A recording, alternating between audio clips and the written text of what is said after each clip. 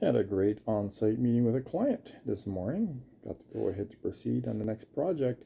As we were talking about the project we were working on, they already brought up another project that we're going to work on later. It seems that when you focus on the need of the client, that more needs appear because they start to trust you. So when it comes to automation, we don't look to automate everything.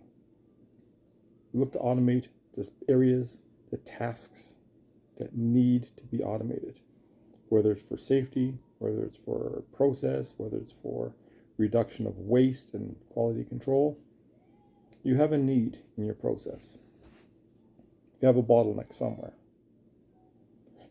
And our job is to help you not only to isolate that need, but to solve it in the simplest, most economical way. That's what we do, and we like doing it.